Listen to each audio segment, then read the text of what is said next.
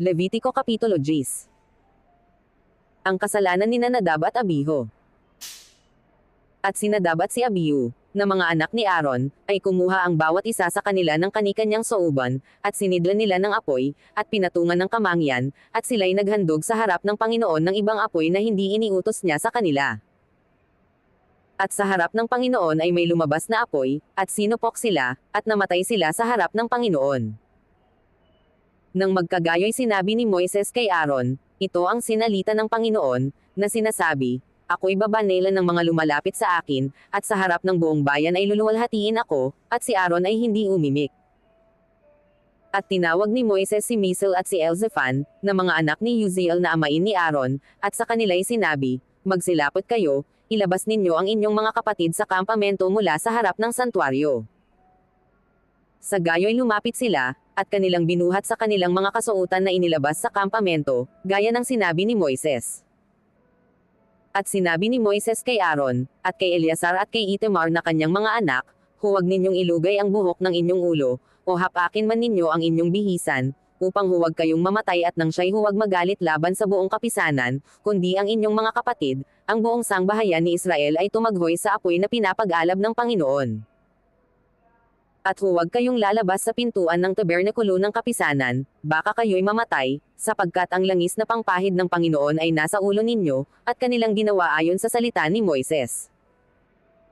At sinalita ng Panginoon kay Aaron, na sinasabi, huwag iinom ng alak o ng matapang na inumin man, ikaw o ang iyong mga anak man, pagka kayo'y papasok sa tabernakulo ng kapisanan, upang kayo'y huwag mamatay, magiging palatuntunang walang hanggan sa buong panahon ng inyong mga lahi.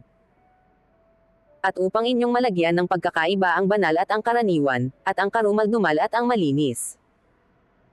At upang inyong maituro sa mga anak ni Israel ang lahat ng palatuntunang sa kanila'y sinalita ng Panginoon sa pamamagitan ni Moises. Ang kasalanan ni Eleazar at Itamar. At sinalita ni Moises kay Aaron, at kay Eleazar at kay Itamar, na mga natitira niyang anak, kunin ninyo ang handog na harina na lumabis sa mga handog sa Panginoon na pinaraan sa apoy, at inyong kaning walang lebadura sa tabi ng dambana, sapagkat kabanal-banalan. At inyong kakanin sa dakong banal, sapagkat karampatang bahagi ninyo, at karampatang bahagi ng inyong mga anak, sa mga handog sa Panginoon na pinaraan sa apoy, sapagkat gayon iniutos sa akin. At ang dibdib na inalog at ang hita na itinaas, ay kakanin ninyo sa dakong malinis, kakanin mo at ng iyong mga anak na lalaki at babae na kasama mo, sapagkat yamang karampatang bahagi mo at karampatang bahagi ng iyong mga anak na ibinigay sa inyo sa mga hain ng mga anak ni Israel. Ang hita na itinaas, at ang dibdib na inalog ay kanilang dadalhin na kalakip ng mga handog na pinaraan sa apoy, na mga taba upang alugan na pinakahandog na inalog sa harap ng Panginoon, at mapapasa iyo, at sa iyong mga anak na kasama mo, na karampatang bahagi ninyo magpakailanman, gaya ng iniutos ng Panginoon. At hinanap ni Moises ng buong sikap ang kambing na handog dahil sa kasalanan, at, narito, sinunog, at nagalit kay Eleazar at kay Itamar na mga anak ni Aaron na natira na sinasabi, bakit hindi ninyo kinain ang handog dahil sa kasalanan sa dakong santuaryo, yamang kabanal-banalang bagay at sa inyo'y ibinigay upang dalhin ang kasamaan ng kapisanan na itubos sa kanila sa harap ng Panginoon. Narito, hindi ipinasok ang dugo ni Yaon sa loob ng santuaryo, nararapat sana ninyong kanin sa santuaryo, gaya ng iniutos ko.